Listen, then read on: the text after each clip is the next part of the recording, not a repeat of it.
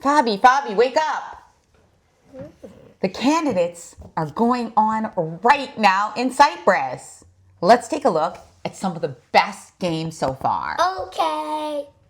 First of all, we're going to look at a game by two American players. One, playing black, is Hikaru and Nakamura, and playing white is... Fabiano. That's right, Fabiano. Caruana is playing white in this position, or orange. And what do you think of the position? It's actually white to move. Who do you think is better here? Fabiano playing white or Nakamura playing black? Fabiano, because they can play here to attack check. Me. Anything else? That's good. No, you did good. I don't. So here's the thing. I really like your point here, Fabiano.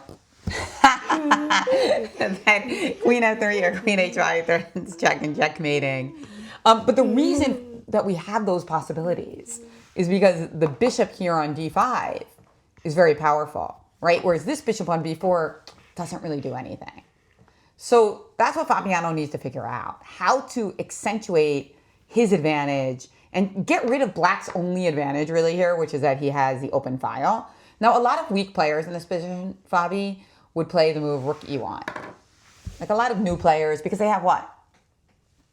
Trade ideas? Yeah, they have trade ideas, which means that they want to just trade off all their pieces. But it's not because you have a threat that your opponent's going to miss it. So just like Queen E7, and now this position is just not going to be much at all. Other ways to defend it too. So Fabiano definitely did not want to go just for a straight trade. He wanted to see if he can make something out of his advantage. After all, this tournament, the winner gets to play for the World Championship. And neither Nakamura or Caruana have gotten that honor yet. Although Fabiano did play Magnus in 2018. So, but he didn't win. No, he did not. He actually lost in playoffs. So they tied the regulation games and then he lost in the playoff. So what did he do here instead? I mean, I like your ideas of Queen F3 and Queen H5, but the problem is that and he did end up playing this move eventually, is that black can prevent the mate in all sorts of ways. So he might even try to go in for an endgame with Queen F6, even with the worst pawns. He can certainly defend that, especially with the open file. So Fabiano actually did something that's very common in modern chess. And this is a bit of an advanced concept, Fabian. Fabiano again? It's so confusing.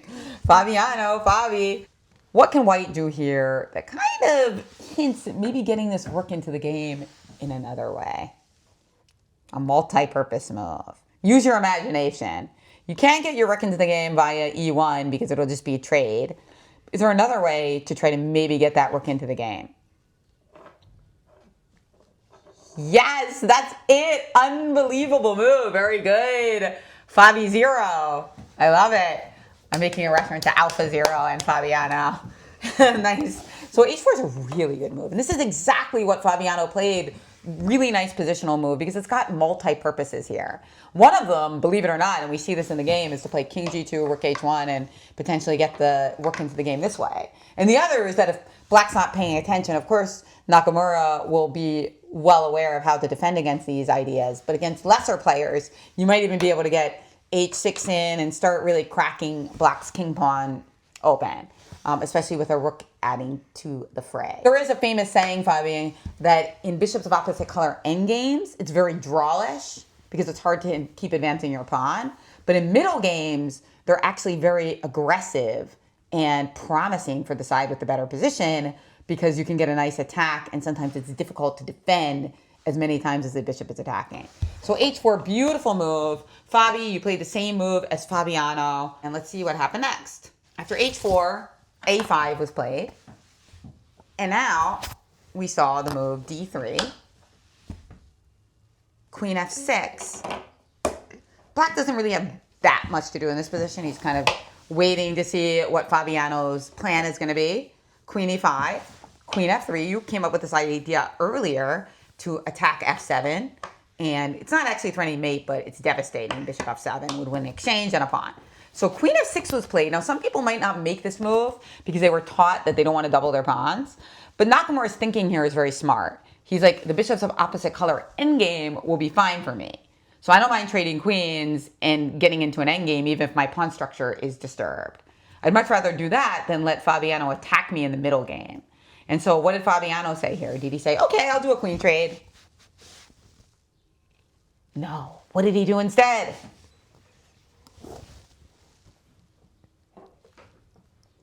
No, that doesn't work at this moment because the queen just takes. So bishop takes f7 doesn't work at the time. So did Fabiano think it was a good idea to trade queens here? No, it's very simple, Fabi. He just moves his queen. Queen g4. Because you can keep trying to trade queens, but you might get into some trouble if you let me into the d7 square. So after queen to g4, bishop c5 was played. And now we see the move h5, continuing to look at pressurizing. And now after h6, the move that I hinted at earlier, getting this rook into the game in an unusual way. How did he do it? Because that's... There it is, rook h1. And what could happen is rook h4 followed by rook g4. Yeah, and this is like a really good positional move. I love it. All right, so rook h4, nice move here. I mean, rook h1, sorry. Now queen g5, again, we have no interest in trading queens. Absolutely not. And now Fabi played a really nice move. This one's a little bit more specific to the position. He originally had the idea of rook h4 and rook f4, but maybe he didn't want to see queen e2 looking for that queen trade. So now he switches it up and finds another really nasty move to get the rook into the game. Bishop c6. You had this idea earlier, but here's the point. Bishop c6 is forcing this rook off the file. So after bishop c6, the rook needs to move away, and now white has time to seize this file with rook e1. And that's really important, because now, yeah, sure, we wanted to get it this way, but hey, now that was plan B. Now we got plan A, or plan E, if you will, because it's the E file. So after queen c7, we've got bishop d5 back into the beautiful saddle here. It's a lovely square. That is a square that we like. And now after king f8, we can see that Fabiano has a very nice position, because what's changed, before our bishop was better and our queen was better. Now every single piece of Fabiano's is better than Black's, right? The queen's better, the king is better, the bishop's better, and the rook is better. So did Fabi win this game? Let's go forward a few moves to see how he was able to win this game in the end, and whether there were any twists and turns. Because Nakamura is known as one of the best defensive players in the world. He's so good at it in blitz. You could be beating him, and every time he will find a way to make it crazy. Did he ever get another opportunity in this game? Let's fast forward some moves. Critical moment. Fabiano played a beautiful game. Now he's in a winning endgame. Even though it's bishops of opposite color, his pawns are so well advanced, and he's about to win a second pawn. So he should be able to win this. And here he plays a move that he thought would force resignation shortly. What do you think he did here?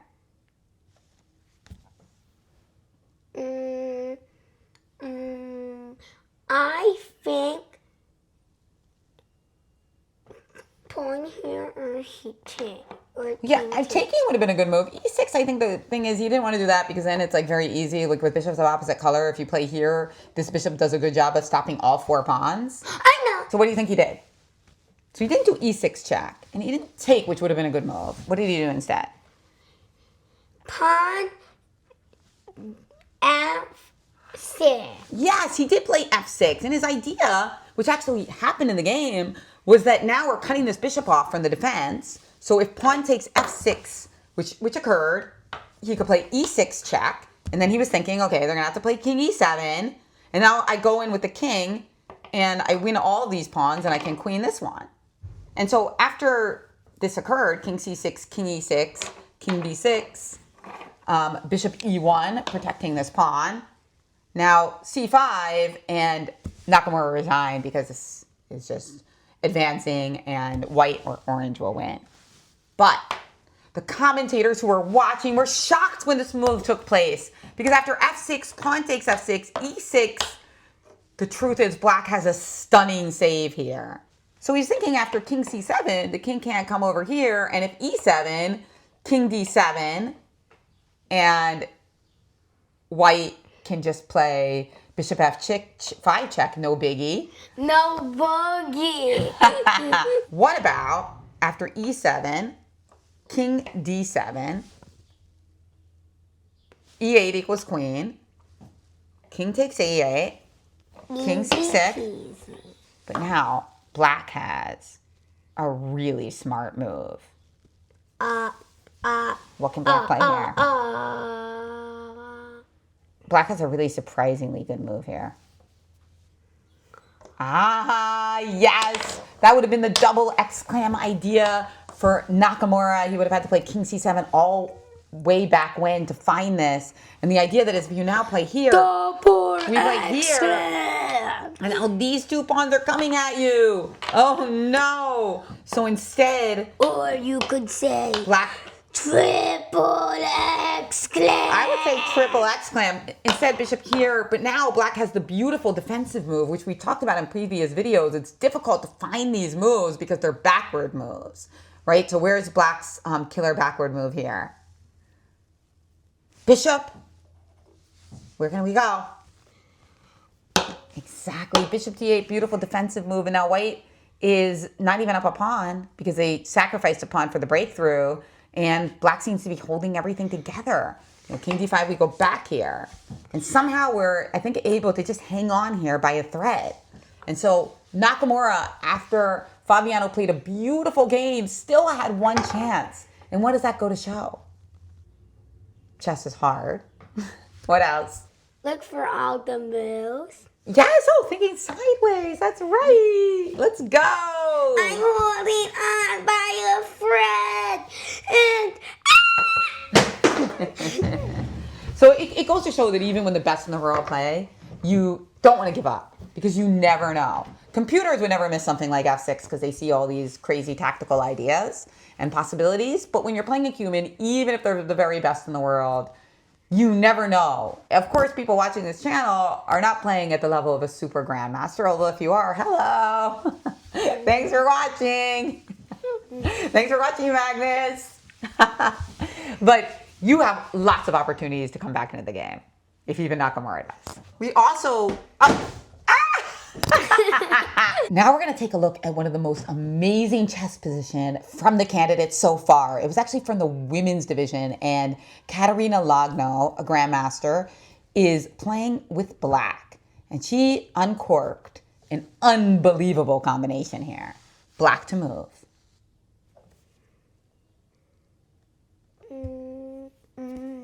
I see what you're looking at.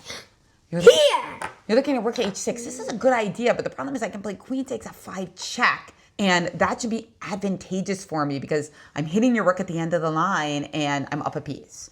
So she has to do something really strong in order to win the game because she's down so much material. So it's all about that move order. You were trying to play rook h6 first, but it's not check. So that gives us the opportunity to play queen takes f5 check. So can you do something in between by thinking sideways to make the variation work? Black to move. Rook h6 allows queen takes f5 check. But Katerina Lagno found something better. And it's a magical variation. Ah, knight f4, baby. Let's go. Now we have to understand why this move is so strong. Okay, I say yum yum in the tum-tum. Okay, I can't go back here because your queen is covering it, you know. So I go up. That seems like it's a smart move. Now what can Black do? Beautiful. And we can't play knight f3 because then our queen hangs, right? So that's quite smart. So the only really good move here is to play queen to f3. And the thing is we're up 2 pieces. So this should be good, right? Rook h3, I have queen takes f3. But is there something better? Something magical. Well, then I can play pawn, king takes f4. you said, I did. I gave it away. G4. And why is this good? What happens after queen takes queen? I've got an extra queen and an extra bishop and an extra knight. What is that? checkmate. That is checkmate. Unbelievable. An unbelievable checkmate. I mean, this is just something that you never see. So after queen d3, queen f3, g4, triple, quadruple exclam. If queen takes queen, it's rook h3, mate. Quadruple exclam. I mean, a quadruple pieces that can't help versus the lovely pawn and rook. What an idea. What a combination. So instead, after g4, instead played rook to h2. But then, you know, of course, she loses the queen. G takes f3. So what a move. The move of the candidate so far. I think Fabian. I'm gonna go take a quick nap. Okay, Fabian's taking a quick nap. So I'll take this opportunity to remind everybody to order Thinking Sideways.